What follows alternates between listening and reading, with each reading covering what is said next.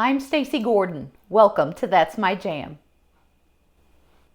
Today I'm going to show you one of my family's favorite recipes. Believe it or not, Thanksgiving's just right around the corner, and some of you may want to make a turkey breast. But I'm not a person who feels like you can only eat turkey at Thanksgiving. I make it year-round. I don't necessarily serve it with dressing and cranberry sauce and sweet potatoes, but I do enjoy it with just a vegetable or a vegetable and a potato. Some people say they don't care for turkey because it's too dry. Believe me, you're not going to have that problem with this recipe. The turkey stays juicy, succulent, and delicious.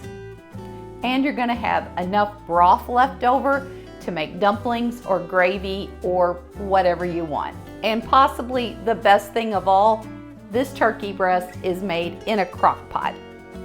Over the years, I can't tell you how many times I would prepare this at night, stick it in the fridge, get up the next morning, turn it on, go to work, come home, dinner is done. So let's talk about my recipe for crock-pot turkey breast. Let's get started. I'm going to place about 3/4 of a cup of water into my crock pot. The turkey doesn't necessarily need this water to cook, but when the water mixes with all of the juices from the turkey, you're going to have an amazing turkey broth. This is about a 6.5-pound turkey breast.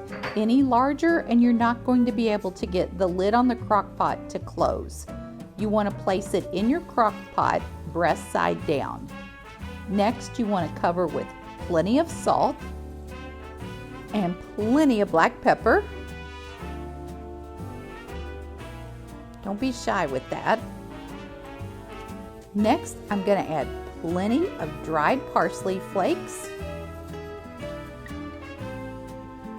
Again, don't be shy. I cut half a stick of butter into about 6 pieces. Now I'm going to take a very sharp knife and strategically cut some slits into this turkey breast. I'll take the butter chips, put them right down into the slits. Obviously, this works best if the butter chips are cold. If you ever want more information about any of the items you see me use in my videos, or maybe even items that you might see in my kitchen, check down in the description area of the video and you'll find a link to my Amazon storefront.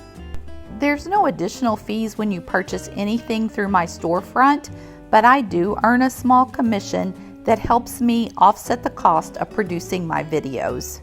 We'll just toss these other 2 chips down into the pot.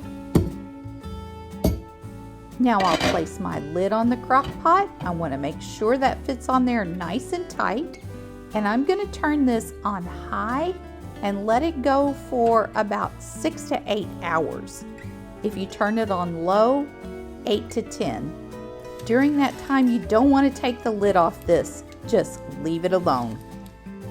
If you're enjoying today's video, now's the perfect time to go tap the like button.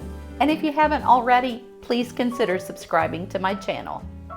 6 hours later, I'm starving. My house smells amazing. Let's take the lid off this thing.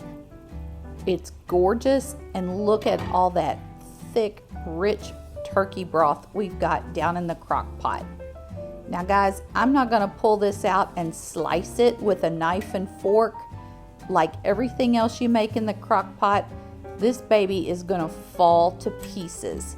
So I'm going to grab some tongs and let's see what we've got.